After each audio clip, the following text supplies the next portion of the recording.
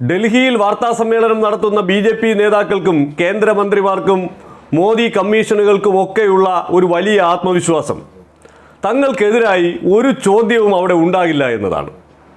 മോദി ഭക്തരായ ഗോദി മീഡിയയുടെ റിപ്പോർട്ടർമാർ മുന്നിലിരിക്കുന്ന വാർത്താസമ്മേളനങ്ങളിൽ സുഖിപ്പിക്കൽ ചോദ്യം മാത്രമേ ഉണ്ടാകൂ എന്നുള്ള കരുത്തിൻ്റെ പിൻബലത്തിലാണ് അവരൊക്കെ വാർത്താസമ്മേളനത്തിനെത്തുന്നത്. എന്നിട്ട് പോലും നരേന്ദ്രമോദി ഒരു വാർത്താസമ്മേളനം നടത്താൻ തയ്യാറാകുന്നില്ല എന്നത് രസകരമായ മറ്റൊരു കാര്യം. കഴിഞ്ഞ ദിവസം തെരഞ്ഞെടുപ്പ് തീയതി പ്രഖ്യാപിക്കാനായി തെരഞ്ഞെടുപ്പ് കമ്മീഷൻ വിളിച്ചു ചേർത്ത വാർത്താസമ്മേളനത്തിലും മുഖ്യ തെരഞ്ഞെടുപ്പ് കമ്മീഷണർ രാജീവ് കുമാർ പ്രതീക്ഷിച്ചത് സുഖിപ്പിക്കൽ ചോദ്യം മാത്രമാണ്. പക്ഷേ അപ്രതീക്ഷിതമായി ഒന്ന് സംഭവിച്ചു. But there have been several complaints against the Prime Minister and Amit Shah, but none of the EC has not taken action against them. But you have taken action against the opposition leaders. So even if you take a calibrated approach, so won't it be the opposition leaders who get picked up more, who will get notice from you more than the ruling party leaders? Yeah, the gentleman in the second row here. തെരഞ്ഞെടുപ്പ് കമ്മീഷണറുടെ പക്ഷപാതപരമായ സമീപനത്തിനെതിരെ അവിടെ കൂടിയിരുന്ന മാധ്യമപ്രവർത്തകർക്കിടയിൽ നിന്ന് ഒരു പെൺ ശബ്ദമുയർന്നു. ആ പെൺ ശബ്ദമുയർന്നതോടെ ഉത്തരമില്ലാതെ തപ്പിത്തടയേണ്ടി വന്നു തെരഞ്ഞെടുപ്പ് കമ്മീഷണർക്ക്. കത്തിക്കാളി നിൽക്കുന്നതിനിടയിൽ ഒരു അപ്രിയ ചോദ്യം വരുമ്പോൾ സ്വാഭാവികമായി തന്നെ പതറിപ്പോകും, അതിൽ സംശയമൊന്നുമില്ല. അതുമാത്രമല്ല, ആ മാധ്യമപ്രവർത്തകരുടെ മുന്നിലും പിന്നിലും സൈഡിലുമൊക്കെ ഇരുന്ന മോദി അടിമകളായ മാധ്യമപ്രവർത്തകർ എന്ന മേനി നടിച്ച് നടക്കുന്നവർ, ആഷ്ലിൻ മാത്യു എന്ന നാഷണൽ ഹെറാൾഡിൻ്റെ ആ മാധ്യമപ്രവർത്തകയുടെ ചോദ്യമുണ്ടായ ഉടനെ അവരെ ഇങ്ങനെ അന്തം വിട്ട് നോക്കുകയാണ്. തെരഞ്ഞെടുപ്പ് കമ്മീഷണറോട്, മോദി സാറിൻ്റെ പ്രിയപ്പെട്ട ആളിനോട് മോദി സാറിനെതിരായ ചോദ്യം ചോദിക്കുന്നു, അങ്ങനെ അപ്രിയ ചോദ്യം ചോദിക്കുന്നു.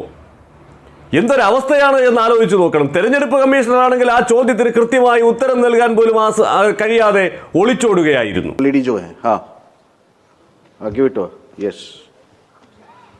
I'm Ashlyn. You said in your speech that... Can you just introduce yourself? I'm Ashlyn Matthew. From? National Herald. Thank you. You had said in your speech that there should be no hate speech. There will be a calibrated approach to code violations. But there have been several complaints against the Prime Minister and Amit Shah, but none of the EC has not taken action against them. But you have taken action against the opposition leaders. So even if you take a calibrated approach, so won't it be the opposition leaders who get picked up more, who will get notice from you more than the ruling party leaders? Yeah, the gentleman in the second row here. Yeah, please. ഇത് അപൂർവമായി മാത്രം സംഭവിക്കുന്നതാണ്. ബി.ജെ.പിക്ക്, മോദിക്ക്, അമിത്ഷായ്ക്ക് അനുകൂലമായ ചോദ്യങ്ങളല്ലാതെ എതിരായ ചോദ്യങ്ങൾ ഒരു ഘട്ടത്തിലും ഡൽഹിയിലെ വാർത്താ സമ്മേളനങ്ങളിൽ ഉണ്ടാകാറില്ല. ഇനിയിപ്പോൾ രാഹുൽ ഗാന്ധി എങ്ങാനുമാണ് വാർത്താ സമ്മേളനം നടത്തുന്നതെങ്കിൽ അദ്ദേഹത്തെ ചോദ്യങ്ങൾ കൊണ്ട് പൊറുതിമുട്ടിക്കും. തിരിച്ചാണെങ്കിൽ ഇല്ല. അത്തരമൊരു സാഹചര്യത്തിലൂടെ കടന്നു പോകുമ്പോൾ ആഷ്ലിൻ മാത്യു എന്ന ഈ മാധ്യമപ്രവർത്തകയ്ക്ക് ചോദ്യം ചോദിക്കാൻ തൻ്റെ ഇടമുണ്ടായി എന്നുള്ളത് തന്നെയാണ് ശ്രദ്ധേയമാക്കുന്നത്. അതിന് പിന്നാലെ ആഷ്ലിനെതിരെ അതിശക്തമായ സംഘി സൈബർ ആക്രമണം തുടങ്ങിക്കഴിഞ്ഞു. അവർ അർബൻ നക്സലൈറ്റ് ആണ് എന്നുള്ളതാണ് പ്രചരണം. ആലോചിച്ച് നോക്കണം.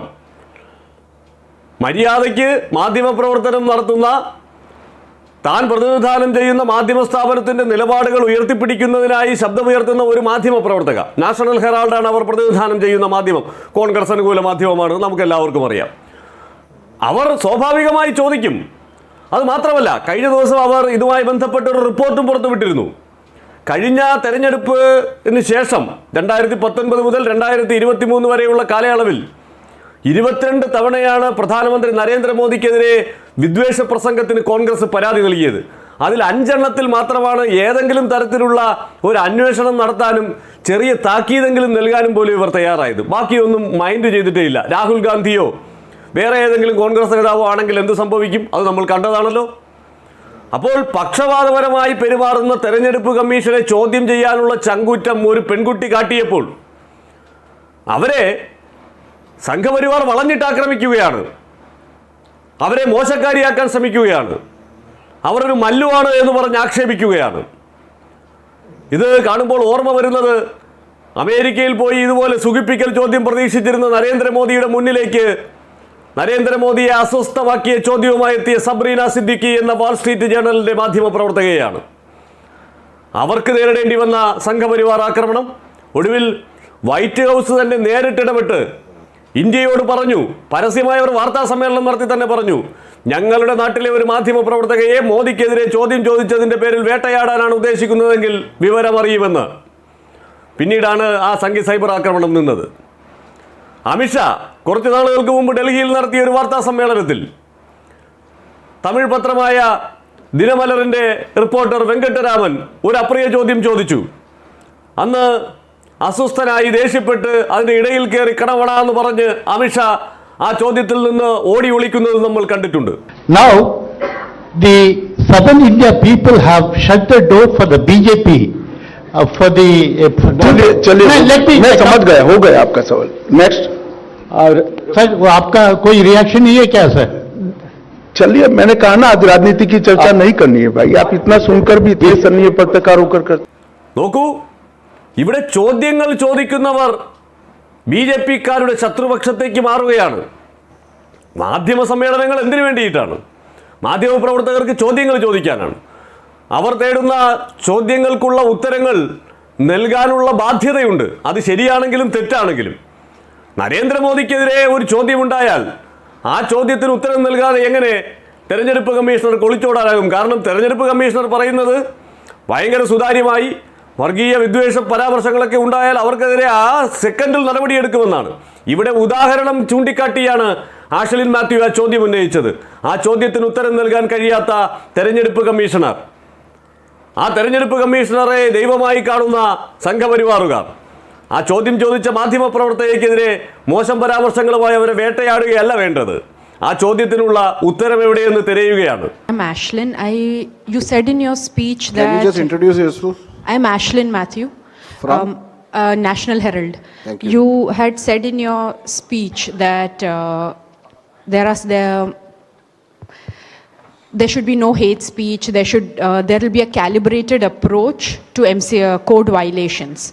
But there have been several complaints against the Prime Minister and Amit Shah, but none of the ECA has not taken action against them. But you have taken action against the opposition leaders. So even if you take a calibrated approach, so won't it be the opposition leaders who get picked up more, who will get notice from you more than the ruling party leaders? Yeah, the gentleman in the second row here. Yeah, please.